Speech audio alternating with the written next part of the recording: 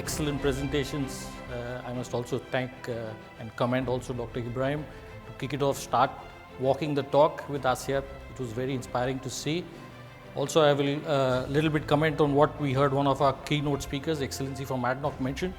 Future is here, future is not abstract, and future is something that's being followed already. Thank you also to Trevor and to TMS for this opportunity to speak and to address you all. I start off with an anecdote, actually a personal one. A few days ago, son, environmental engineer, the studying expert that I am, I spoke to him and asked him, so what's the best fuel? What's the best fuel for today?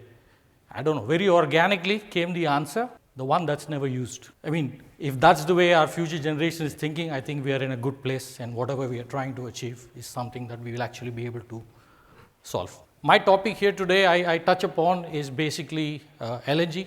LNG is fuel. In line with the panel discussions and our general topic, the idea is to see what challenges are there in front of an LNG vessel. There are certain vessels which are old. What options lie ahead? Is that something that can be retrofitted? What challenges lie ahead? And what are the designs that currently everybody is pursuing? And what we can all do to possibly look and to find a solution and a design that's good for all of us. What we see is about 180 vessels which are already pretty old. They are all steam vessels. Back in the day, 2007, 8, and even earlier, when LNG vessels started to be operated, they were state of the art. They were all vessels that were burning LNG, but today they no longer are something that we can sustain. What we see gradually over time, these are going to be scrapped, and we can expect 15 to 20 vessels every year to be scrapped for the next 5 years. This is actually something that you are seeing day to day. It's something that you are seeing in the news. It's also a challenge what we can do with these vessels. What can we do with steam vessels running on gas? There are some options. Of course, it will need the business development team to go and look. Can they be converted into an FSRU? Are there business markets available? Is there a economy? Some of the panelists mentioned possible scale and finance options. These are all something that will be looked upon. But in general, converting a vessel from steam to a motor or to even an alternate fuel vessel will involve significant amount of costs. Time, yes. Technology exists, time exists, but are they viable? Is that a particular option now? Currently, no. We see, and that's the main reason why vessels are getting scrapped. So if you were to convert or if you were to retrofit, what challenges would you have? Of course, you will have a techno-commercial challenge. That means you will try to estimate commercially the time or the capex involved. You will also look to see, can you get your money back, and what are the timelines to get it back? You'll have to balance it out with your charter rates. Will you get your money back, and if the funding is available? Would a charterer who's looking to trade or to operate this vessel be willing to be a partner, or is it something that's going to be going on spot?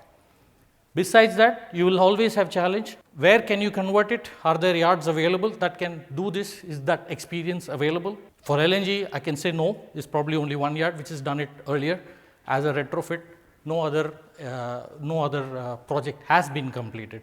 Operational challenges, you will have to change the way you work. For a steam vessel, you will have to start moving into motor operations. Along with that, you will have organizational challenges, technical, upping your manpower, getting them capable and ready to handle motor vessels compared to steam. What business case or what experience we have? We have project done in 2013 to 15, where that was actually the first ever vessel, a motor vessel that was converted to run on gas. This was a pilot project, first in the world. Challenges, but happy to say, learning from that, and that's the main reason why you see so many MEGI or high pressure LNG vessels currently existing. In terms of where it was done in Qatar. It was currently in the shipyard there. It was a stakeholder project which was funded through the charter over there, and a business case was developed, and actually the plan was that this gets converted, and then the learnings from that goes into the rest of the fleet. We're talking about 44 other vessels that will then convert to gas. Looking at it now from the pendulum, the other side of the pendulum, we looked at retrofits, we saw the challenges that lie ahead, but what do the new build design look like? Is there a case that the designs currently, if you were to go into the market, what technologies exist? Gas carriers, LNG especially, the boil-off rate, or how much the LNG boils off is extremely important, and it would be prudent to put a lot of thought into that design as to make the containment as tight as possible, as less boil off ratio as possible, and that's the trend that we see now.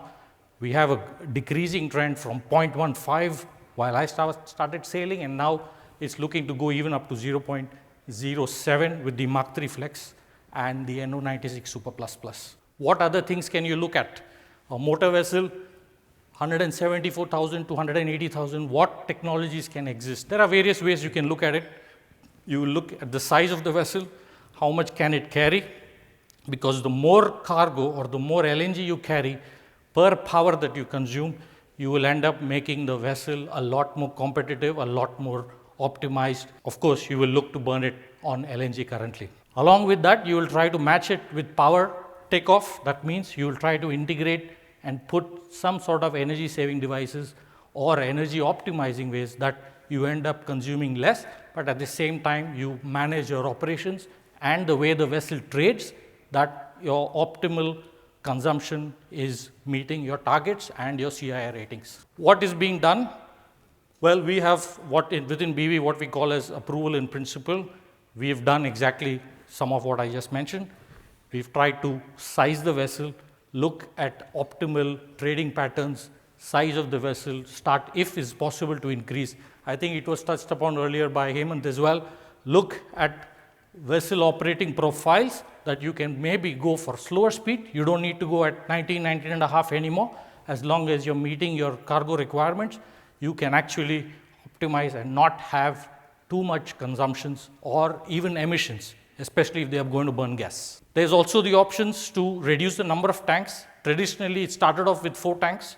Then as the size of the vessels increased, we had 5 tanks, and it's gone back to 3 tanks now. What it means, with Bureau Veritas, we partnered with the containment maker so that we can now be sure that the sloshing inside the tanks is not as much as it was before. So you can actually have the same volume with less number of tanks. Obviously, that means less cargo pumps, less power consumption. Of course, you'll have to do the sloshing analysis study to be sure that you can carry this without any impact to your containment. That's actually a very, very significant design change that has come about now. Thinking out of the box, and this is probably what I believe the future will be, you will have something which is a little bit more practical going forward. That means hybrid LNG concept. You probably won't have a 2-stroke engine. You might have a 4-stroke engine, only you increase your cargo space. So for the same hull size, you carry more cargo, you consume less power. You don't have a 2-stroke engine, you only have 4-stroke engine, and you've got concepts of peak shaving. That means you run your generator at optimal load at all times, and with the variable voyage pattern, you can put that residual power on the bus bar, and when you need in maneuvering or any other means, draw that power back instead of running another generator. The concept with this is that it's very similar to what we know in our cars, like plug-in hybrid cars and similar. It's very, very similar, but it's now going to be possible on board LNG vessels. So if we were to look at it, and if we were to sort of make a strategy as a company, as a fleet, or as an energy major, what would we use? We have something called an Opticarbon tool. It's what it does. It looks at the strategy that a company needs. What is the decarbonizing strategy going to look like? What are the timelines? How much time would be needed? What kind of investments would be needed? What would be the profile of the vessel? Take all of that in, put it into a very, very strong algorithm along with the inputs from the industry, and then you can actually come out with a strategy meeting specifically the vessel and the fleet requirements, and actually you can have a strategy that you could go to investors and possibly get the money and the feed to execute. I think I'm back on time. Thank you very much for your time.